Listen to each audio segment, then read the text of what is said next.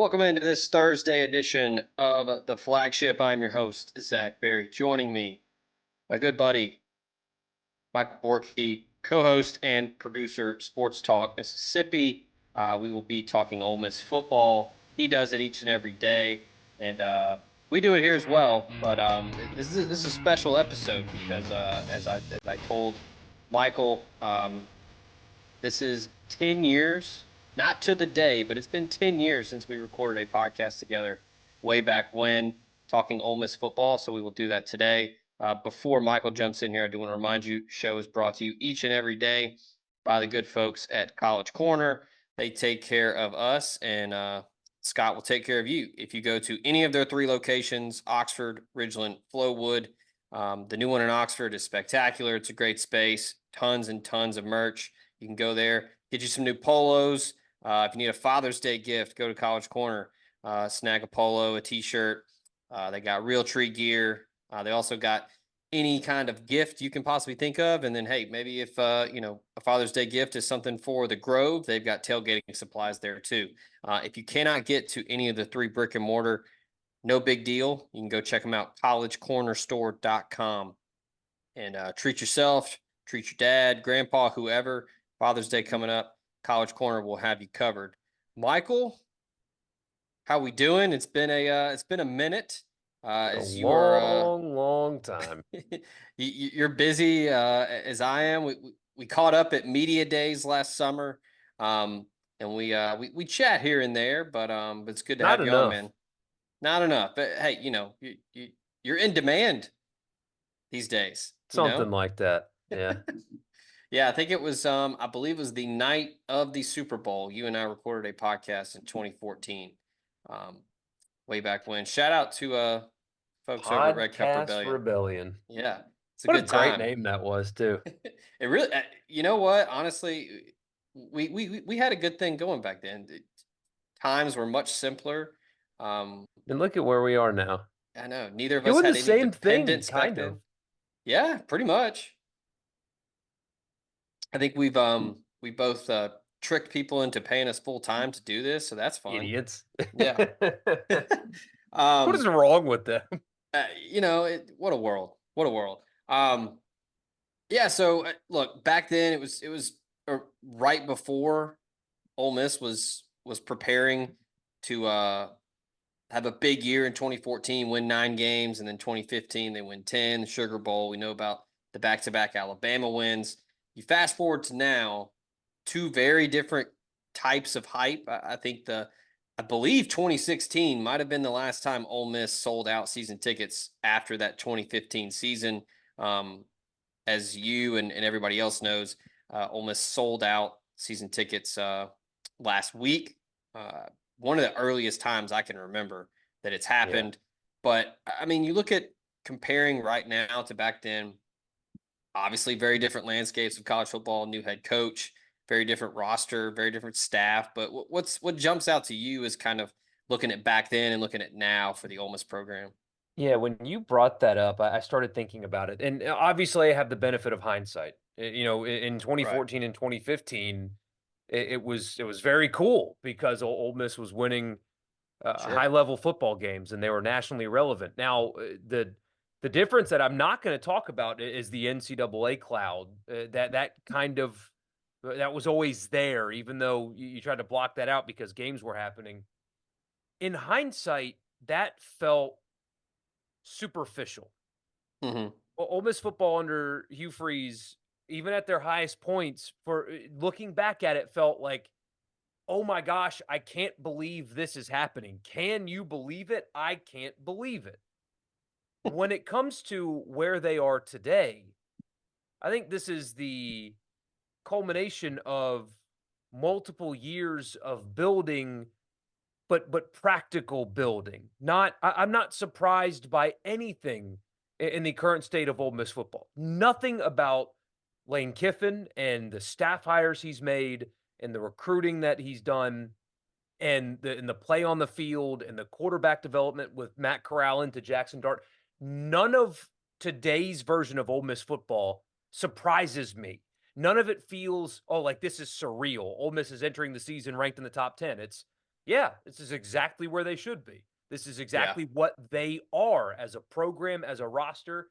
Once Lane Kiffin, you know, essentially kind of bought into Ole Miss, or at least that's what it feels like anyway. Yeah. Um, this is what they're going to be in perpetuity. Maybe not preseason number 6 every single year, but stable, arrived, nationally relevant, always competitive, recruiting, transferring at a portaling at a high level. All of this feels the exact opposite of superficial. This feels stable. And because of that, this year, while the hype is crazy and the attention's going to be nuts, this feels like it's supposed to be this way, as opposed Yeah. to, oh my gosh, I can't believe Ole Miss is going to the Sugar Bowl. If they make the playoff, it's going to be, yeah, that's exactly where they should be. Very different feel, I think, going into this season. Much more real.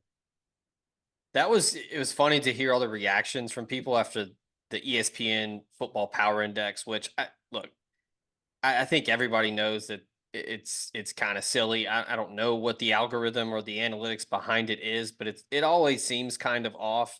I know our buddy Nicholas Carr is not a fan of the FPI, but the projections came out that Ole Miss was looking at like 8-4, 9-3, and just all the people that were like, if that happens, what the hell went wrong? That's the world. We joke about people paying us full time to do this and how crazy that is. How crazy is it to hear Ole Miss fans say, if we go 9-3, that's a failure? That's crazy to think. And like you said, that's the expectations that have been set. That's the bar has been raised by Lane Kiffin and everything that he's built entering year 5. It's wild because like you said, I mean, the first couple years everybody was kind of like, this is cool, but like he's probably going to leave. And then yeah, he flirted with Auburn, and he did. And he did. I know people don't want to admit it, but he did. Um Now I don't really, I've heard people joke about, well, whenever Napier gets fired, he's going to go to Florida. I don't really know, man. I think the combination of what he's built, and he's done it on his own at a place that's not like a Florida, not an Auburn, not, insert established power here, or established, team that's won a national championship in the modern era here. I think he's comfortable at Ole Miss, and I think what Keith Carter and Walker Jones and the Grove Collective have given him, the tools that he has at his disposal now. I don't think it would be very wise to go somewhere else because you don't know if you're going to get that somewhere else. Yeah, not a place like that anyway, who appears to be a kind of a dumpster fire right now behind the scenes. I think that it's pretty obvious that Billy Napier's failings there are not exclusively Billy Napier's fault. Yeah, Now, sometimes guys go to bigger jobs and it doesn't work. Look at what Rich Rodriguez did at Jacksonville State. I mean, sometimes some guys are just better suited for certain places than others. I mean, right. he's killing it there. He killed it at West Virginia, failed at Michigan.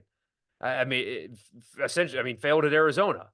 Yeah, So I think that, yeah, Florida is has been exposed as at best disorganized. And that's the thing with this Kiffin deal too, is it's not just him. This is something that I know every Ole Miss fan listening to this has believed, even if it felt unrealistic, that Ole Miss football can be competitive at the highest level in college football. What's been holding Ole Miss back, at least in my lifetime and in the modern era, has been themselves. Ole Miss has some things working against it. It's in a state with fewer than 3 million people, with no major metropolitan area. Jackson's not a major city. You're sharing it with Mississippi State.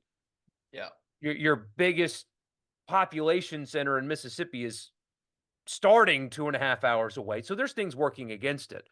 But Ole Miss, if you look over the years, why did Ole Miss fail? Because of decisions that Ole Miss made or things that Ole Miss did. There are some people that think that there are some people that think that Ole Miss loses because it's just what they do. No, mm, it's they have shot themselves in the foot. Hugh Freeze did it. University leadership in the past has gotten in the way of athletic success. They have Yeah. made bad hires, and every SEC team is one bad hire away from being a disaster. Ole Miss has just made more of them. But I've never believed the idea that you just can't win there. You just can't win at Ole Miss. Well, that's crap, right? Yeah. Houston Nutt took Ole Miss to multiple what are access bowls. Hugh Mhm. Freeze took Ole Miss to multiple access bowls. Lane Kiffin now has taken Ole Miss to multiple access bowls. This is a place that you can win. What's been working against it is itself. And now they have gotten out of their own way. It's not just hiring Lane Kiffin, but it's having an athletic director that's willing to go hire Lane Kiffin. And it's having a university president that understands that athletics is for a major Southern university the best fundraiser for the academic side that you possibly could have. And so you've got university leadership that is, hey, go win in football. It will help me. And everybody's pulling the rope in the same direction. You've got a fan base that, I interact with two fan bases every single day. Ole Miss fans are far more united in, oh, I don't care that the players are getting paid. I just want to win. Collective, here, take my $21 a month. I'm going to buy some hats and some shirts too. Just go win. So all of Ole Miss right now feels like it's pulling in the same direction for the first time, Mm. at least since I moved here, which really wasn't that long ago. But for the first time since I moved here, it feels like at every level, university leadership, athletic department leadership, fan base, and then the coaches working in football are all united and pulling the rope in the same direction. And look at what it can be. And that obviously isn't the case everywhere. There are some fan bases that can't stand the idea of players getting paid.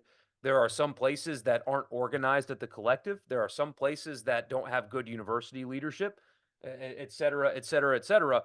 Ole Miss has it all. They check every box right now, and look at what you can be when you're just staying out of your own way. Yeah. And look at where they are now.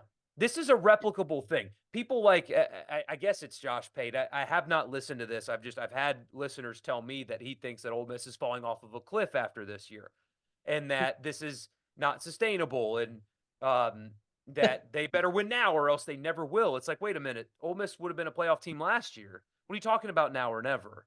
This Yeah. is the way they built the roster is something that they can replicate. Will it be like this with a third-year starting quarterback and some other stuff mixed in? Maybe not. But this is a formula. This roster didn't come together with magic. It came together with a pragmatic approach to roster building and being an easy buy as a Yeah. program. It they're just getting out of their own way, and it's beautiful to see. They've always been capable of this. They're just now figuring it out, though. Yeah. I think Kiffin and them have done a nice job of being able to juggle, obviously utilizing a collective. Let's not stray too far from what this kind of centers around. I mean, these kids want to get paid, and the Grove Collective has been, paramount in the success in the portal. There's no getting around that. I mean, you gotta tip your cap, and they're getting that national recognition. We mentioned Florida; their collective obviously can't get out of its own way, and that place just cannot seem to figure things out. And you find out real quick now across the country, looking at who has a collective that has it together and who doesn't. And Ole Miss does. And I think the combination of a head coach that has some swagger, has some cachet now. I mean, he's been all over the place. He's been a head coach all over the place. He's coached with Nick Saban. He was in the NFL. Regardless of how it worked out, he was still a head coach of the NFL. And then now he has a program that is absolutely nationally relevant, and he has a staff that is pretty damn close to elite. I think that combination of Ole Miss being right there on the cusp of breaking through that ceiling into the college football playoff, and oh by the way, the locker room I don't think that gets talked about enough with all the experience coming back. The locker room is a big part of why certain dudes picked Ole Miss. Juice Yeah. Wells has mentioned it. Princey Umami Ellen's mentioned it. Walter Nolan has mentioned it. You probably go all the way down the list. They all recognize like, oh, everybody here is on the same page. Everybody here, they use pro mindset all the time. I think that's big, where it's like, hey, you come here, you're going to be treated like a pro. You're going to get paid, and it's all about business. I know they're Yeah. all, quote unquote student athletes. They go to class, all that, but come on. Uh-huh. Yeah. I, that to me is what I think Kiffin has been the best at is, and he keeps it. He's honest, man. I mean, he was on the Rebel road trip recently, and he talked about how the transfer portal and all of that. He doesn't really like it, but I think you can say that, but then also, hey, this is what we got to do. We're going to do it. And I think that resonates with these players where they can trust him and know that, hey, I'm going to come there. I'm going to be able to put the work in and have a shot at making it to the NFL. Um, Now you jumble all that together with a roster that, I mean, Michael, I've said it, and we've had some pushback on the message board a couple times with some old heads that are like, hey, those teams in the late 50s and 60s were pretty damn good, and they were. But this is the best team on paper. This is the most hyped season ever in the history of the program, is it not? It's got to be. I mean, just especially with the way things are determined nowadays, on top of it all, and it's just not the same as it was pre-integration. Everything about Yeah. this is different, and I've been so apparently according to the other two guys on the show, I've got the Debbie Downer label. I like to think that it's just I try to be as honest as I can, but I guess I'm the Debbie Downer. I have looked at this Ole Miss team, this roster, and tried to figure out, okay, what is there to not like? Where are the flaws? What are the things that people should be concerned about? Where are the flaws? Hmm. And when you think about it, it is things that they have addressed very well. We just have to Sure. see it come together, like the offensive line. They needed to upgrade on the offensive line badly. They somehow held on to the offensive line that started all of last season, with the exception of the one that is out of eligibility. Yeah. Those guys are all returning, and then they add four high quality transfer portal players. Drake Mays, left tackle, two guys from the best offensive line in college football. And Jerquan Scott's numbers and advanced stats at Southern Miss are incredible. What is it, like one pressure in 34 games or something like that? Just Yeah. remarkable. So on paper, that's still a question. Offensive line, did they improve there? Can they mesh? What's that going to look like? A positive spin would be they all joined the team for spring practice, so there's no spring additions on the offensive line. They've been together. But the fact that that is one of the questions, the answer is probably right in front of our eyes. We just have to see it first. Running Mm. back. They lose Quinshon Judkins. 270 carries of really high quality football are gone, regardless of how nasty that breakup was, and why that happened, and the emotional side of it, where it seems like, from talking to people, and I'm sure you talked about it a lot on here, and you guys on your site, there are certainly some positive feeling about that that departure within the locker room. Still a elite level football player. What did they Right. replace him with? Well, a guy that's already been there and is a proven Power 5 running back in Henry Parrish. They replaced him with, whenever Diggs is able to come back healthy, an SEC back that is proven. They Yeah. replace him with Amos, who is a bowling ball and proven at not the Power 5 level, but the Division 1 level. Mm. It's just, and then of course Bentley returns. So even though there's no more Judkins, and I don't think any of those three guys are as good as Judkins, it's Power 5 experience, proven guys that they answered that question with. So even though running back, how do they replace Judkins? It's not like he left and they did nothing. He left and they added three experienced guys just like that. defensive line, kind of the same thing as the offensive line, needed to get better there. They retained everybody they wanted to, and then added an elite edge rusher and a possible top 15 pick defensive tackle. So does it mesh? Those kind of questions. But every question mark they addressed with high quality. Yeah. We'll have to see it come together, of course. But where should we, like, what should people be concerned about? Where is the flaw? And it's hard to sit here and tell you, you should really be concerned about this position group. You should really be concerned about running back. Well, why? Look at what they've got. Really be concerned about offensive line. But why? It's amazing how they took losses and really attacked those losses and made them possibly positions of strength. What they did this offseason in talent acquisition is amazing. Yeah, and again, it's crazy to be able to convince that many high level players to all come play together. And I think that And play together and then be willing to not play that much. yeah, that's crazy. They brought guys in that are not going to start, and they know that, and they came anyway. Yeah, in this day and age, I mean, any day and age, talented dudes want to play. But if you can find the rare group of talented dudes that, hey, I also want to play with other talented dudes, and I don't really care about the stats, I think that's huge, and Ole Miss was able to do it. I mean, the group on the defensive line could be one of the best in the country. And then you go and get a dude in the 11th hour and Chris Hardy, who was really good at Jacksonville State and terrorized people last year, to go along with Prince Mamiel, Jared Ivey, Xavier Harris, JJ Pegues, Walter Nolan, all those guys. And then, at linebacker, you go get Pooh Paul, who was Arkansas's best linebacker, leading tackler.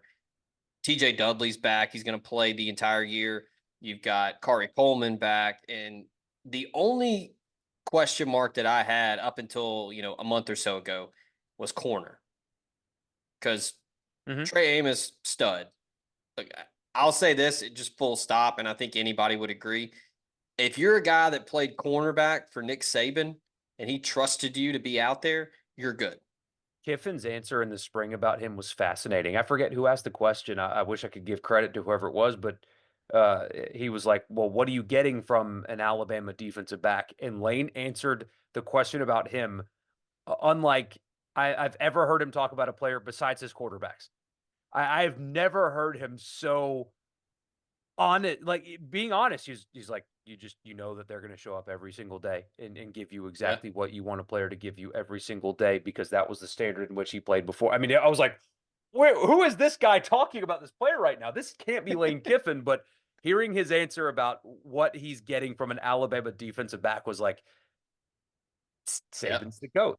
That's what that is.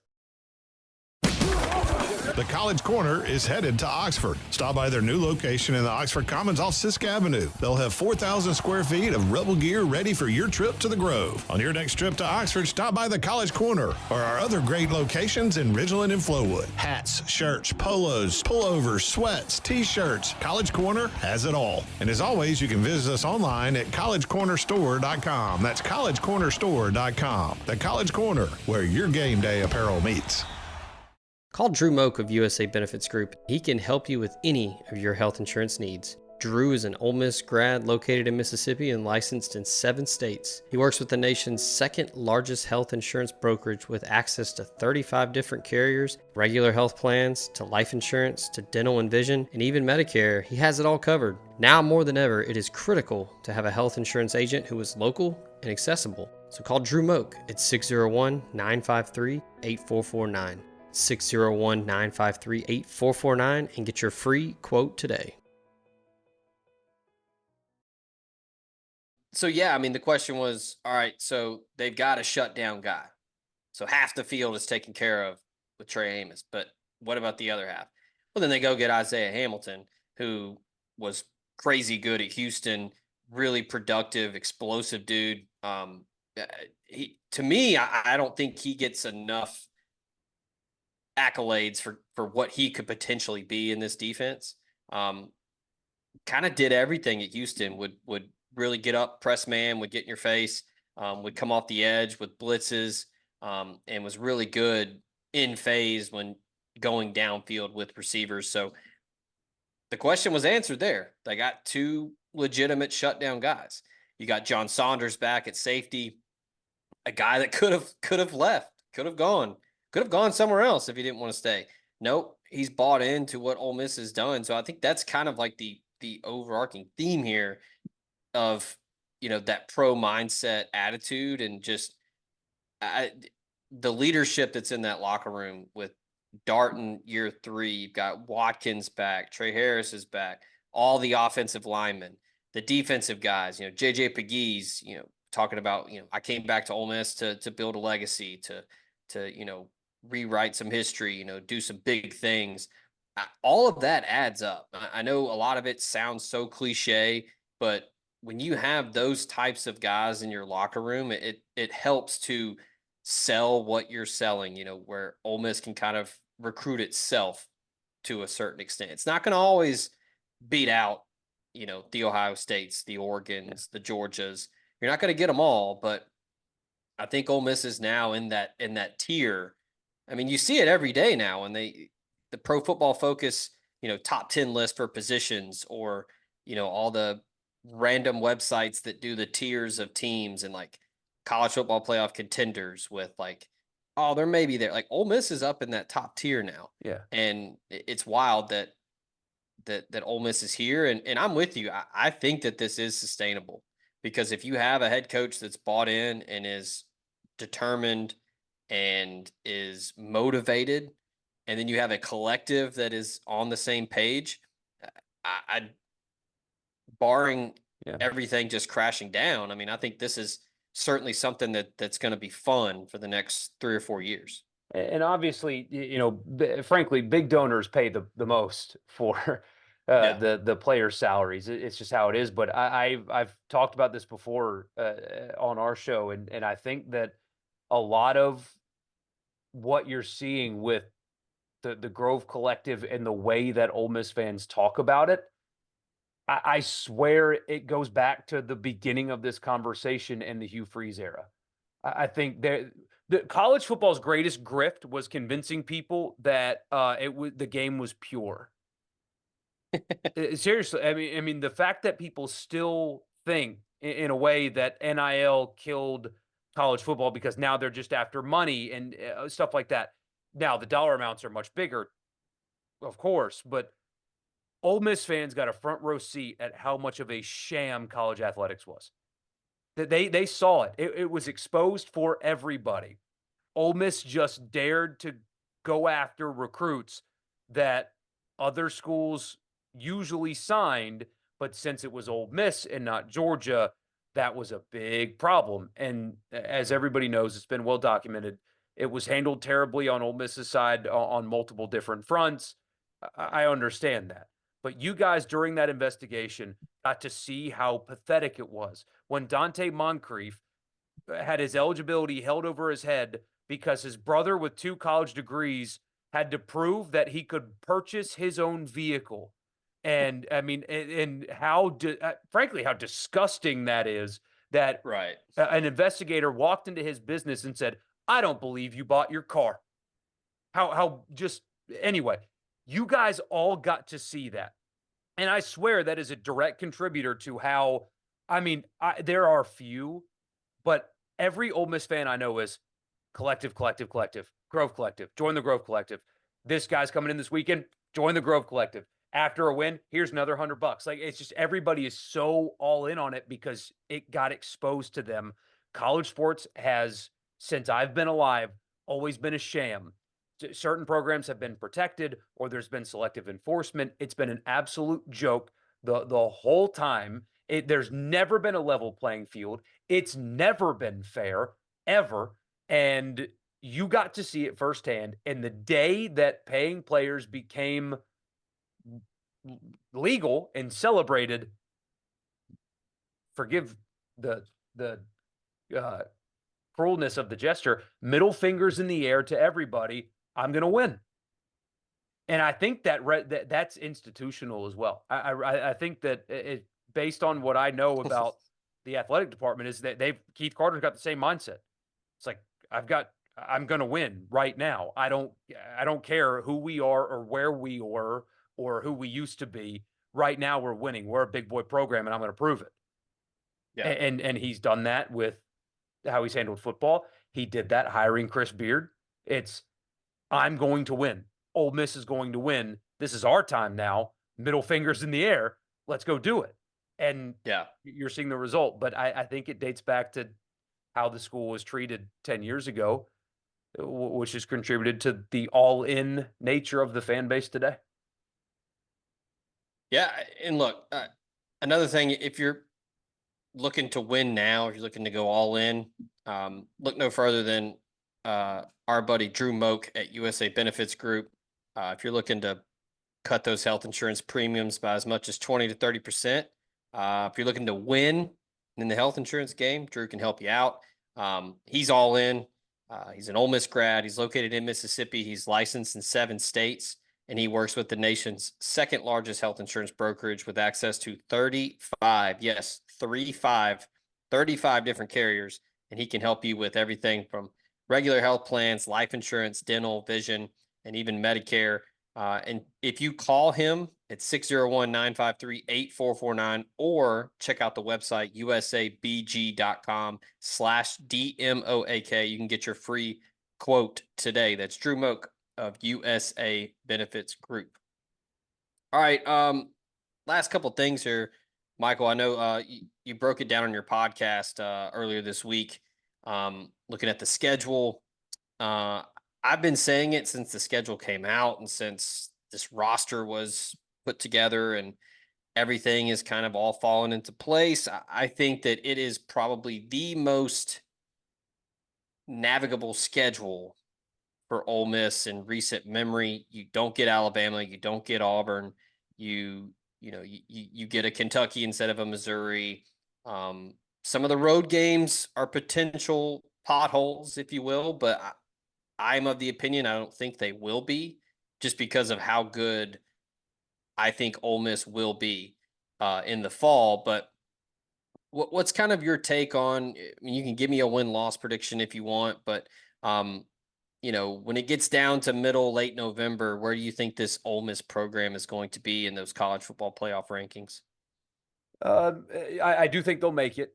I've settled on 10-2, although the more I look at LSU, the more I wonder, barring some voodoo, how they're going to be able to stack up with this roster. They don't have a roster that can stack up with this roster. There are, and it's bizarre to me. LSU gets a pass on somebody help me understand that. You've got sports media, which at times can be overly sensitive, right? And those same people are like, let the band play neck, let the band play neck. It's like, you know what they chant during neck. And here you are like, we need to be more sensitive, or this guy can't say this, and then you also want them to chant that phrase out loud at a football game. So they get a pass for neck. They, for whatever reason, nobody even mentions the fact that an LSU booster used a hospital charity that he was a part of to funnel money to football players, and then they got away with it.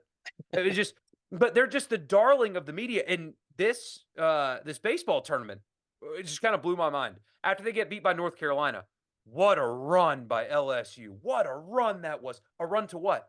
They didn't win anything. They didn't win the SEC. They didn't win a regional. What a run. We're talking about LSU baseball. Why are you praising losing? But that's, for whatever reason, LSU just they get protected. It's bizarre. Everybody just talks so glowingly about LSU and how great everything. Oh, and they're the only fan base that consumes alcohol. Did you know LSU fans drink a lot? Man, they're the only. They invented consuming alcohol before games. It's bizarre to me, and it's happening with this football team too. What is there to like about this LSU team? I know that Brian Kelly made a handful of good staff hires on defense. He did. But look at the personnel. They lose the number 2 overall pick at quarterback and 2 elite level wide receivers that are going to start day 1 in the NFL. And they're just, and they lose their leading rusher. And they're just They're not going to miss a beat. They're going to be even better with a They- quarterback that's never taken a meaningful snap in an SEC game before. He's going to be just as good as the number 2 overall pick. What am I missing with LSU? But it's everything about LSU. Always. It's bizarre. They're the darlings of sports media. Everybody loves LSU, and I don't understand it. They're wrapped in scandal all the time. They chant a disgusting phrase at their games. And what am I missing? I don't know. And they're coached by Brian Kelly. What am I missing here? Yeah. It's Brian Kelly. I mean, you want to talk about a checkered past. Anyway, way off topic. Sorry about that. Just my mind. What if a you're run. bored, if you're bored, just Google Brian Kelly, Notre Dame. What a run. As our buddy Ben Woodhouse always likes to say about LSU, well, they talk funny and they make good food at their tailgates. That they do. That they do. Yeah. I appreciate the Louisiana food culture, but yeah, I mean, that game, it's tough. It's in Baton Rouge. It'll be absolutely nuts. I guess what you're hoping for is an early loss to USC.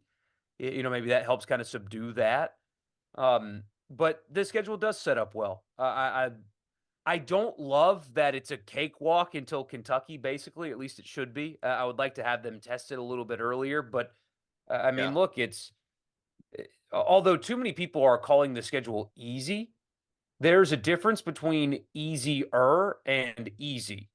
Playing Georgia so they got to play Georgia. They're in Baton Rouge. They're in the swamp a few days before the Egg Bowl. They're in Fayetteville, which has been a house of horrors for them. And they're in Columbia, South Carolina, which is a madhouse. Yeah. You do not have that schedule and call that easy. It's easier than some like Mississippi State's schedule, for example. But there's nothing easy about what they're going to go through.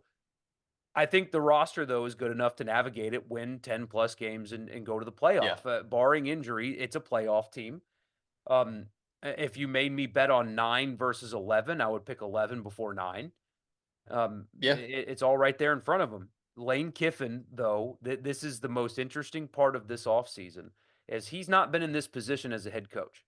He's never been in this position as a head coach where you have now a team that can win a championship. When he was at USC, they had those NCAA sanctions. He didn't get a fair shake there. He did not. Mm-hmm. They got decimated after he took the job, and it wasn't his fault. Tennessee, he was only there for a year to figure that out. FAU does not have championship aspirations. When you're an assistant, it's different than when you're a head coach. This is Lane Kiffin's show. And this is the first time the Lane Kiffin show has had a roster that can compete for a national championship. How does he navigate it? How does he handle it? I expect it to go well. Last year went well. They had pressure and expectations. This is a little bit different, though. And so this will be a big test for him as the head of the program. Yeah.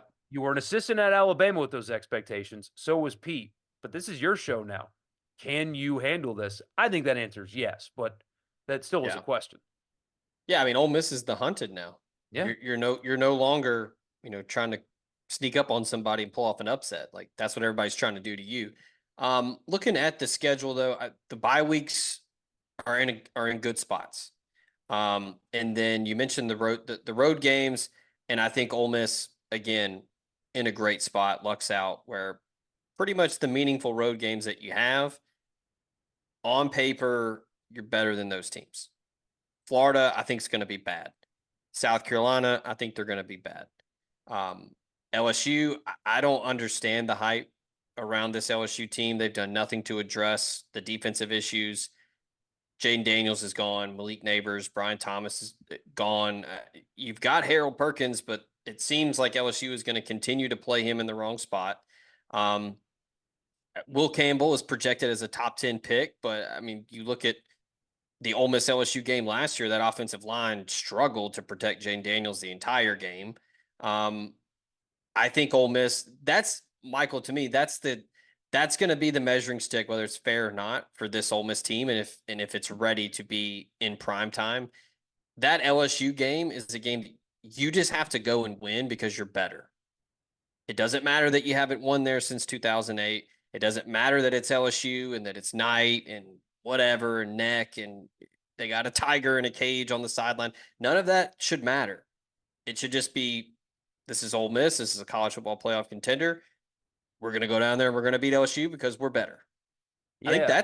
that's kind of where it is right now, right? Where it's just like, hey, you just, Doesn't have to Ole be Miss pretty is either, but I no, mean, yeah. Doesn't matter if you win by 20 or 2, just get it done. if they are a championship team, that's a championship win is what that Yeah, is. oh yeah. I'm with you. I'm honestly I'm leaning 11-1 right now. I think Georgia is just going to be tough. It's at home, so I mean, hell, that's the free shot of all free shots right there. I mean, that could potentially be the mecca of college football in November. You want to talk about insanity? Two potentially undefeated SEC teams. I mean, But the expanded playoff is going to ruin the regular season or whatever.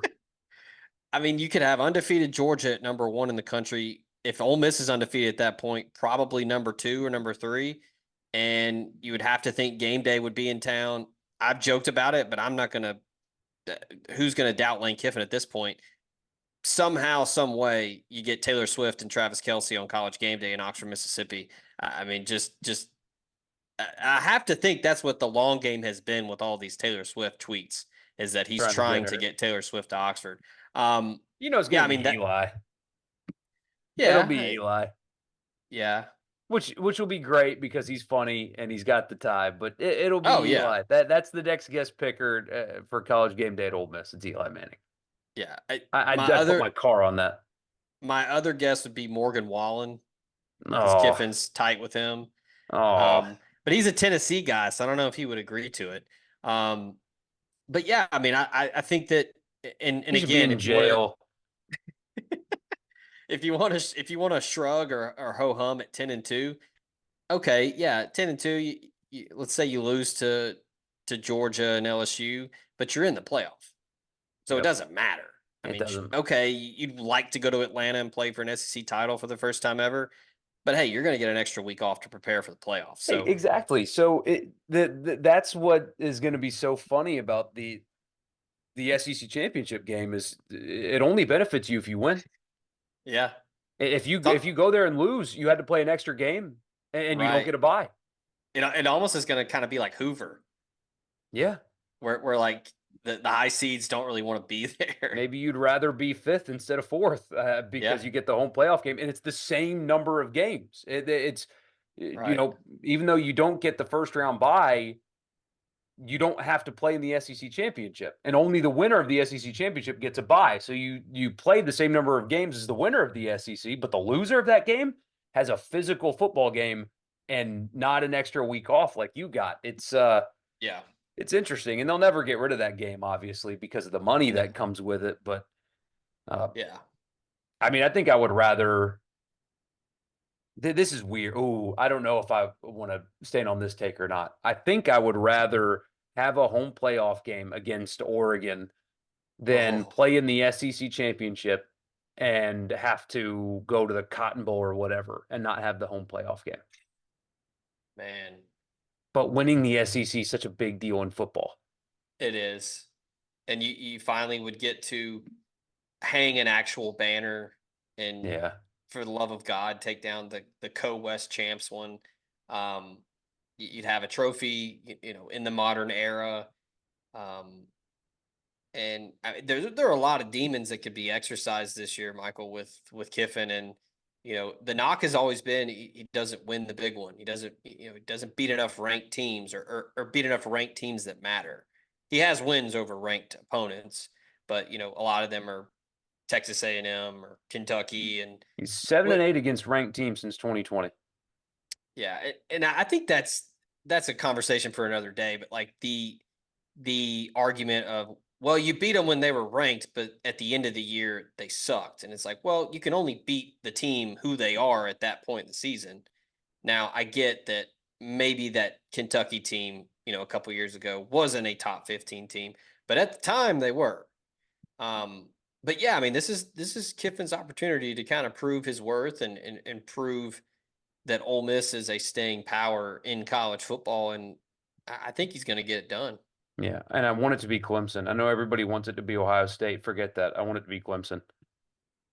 who comes to Ole Miss? Yeah, Oh, because God. the number of messages that I would send. I mean, I would send messages to people that I haven't talked to in years just because of the things that they used to say to me. And I haven't forgotten. And I would Yeah, let them know that I haven't forgotten. it's wild what happens when you don't have back-to-back generational quarterbacks and a really good defensive coordinator, huh? Amazing, isn't it? Yeah. Um, well, this has been fun, man. Look, I don't want to call it a 10-year reunion, but hey, it kind of is.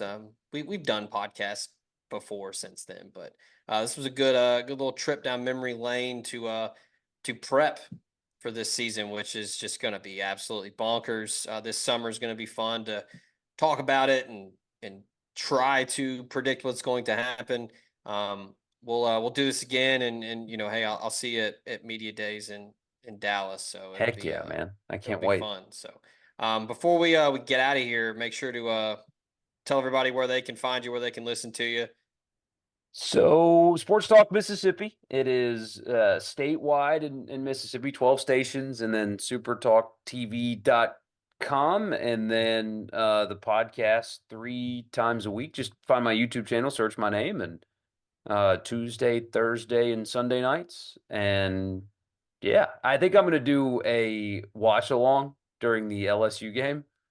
I don't know how this is going to go because 4 hours live seems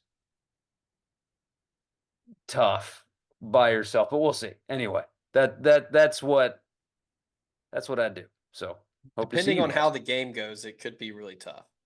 Or I get this bottle of bourbon down and enjoy the fourth quarter with everybody. Yeah. Could, that's what they'll be doing. Do your own version of neck in your office. Remix it, of I'm course. sorry about the LSU rant, you guys. I don't understand it. It makes no sense to me, especially what a run. Like, are we talking about LSU Eunice that made the postseason somehow? No, we're it just blows my mind how they get a pass on everything. Look, lots of things have been working against Ole Miss athletically during its time. None bigger than having to be, which there are no divisions anymore, but when there were divisions, Ole Miss was in the same division as the inventors of college baseball and the inventors of drinking at sporting events. Exactly. It's tough. Exactly. This has been the Flagship. I appreciate it. We appreciate Michael coming on. Give him a follow on Twitter. Check his YouTube out and listen to him on the radio. And we'll have him back on here again. We appreciate all the listeners, whether you're doing it on Spotify, Apple, if you're checking us out on YouTube or on the website at omspirit.com. We appreciate you. Everybody have a good rest of your weekend. Be safe, and we out of here.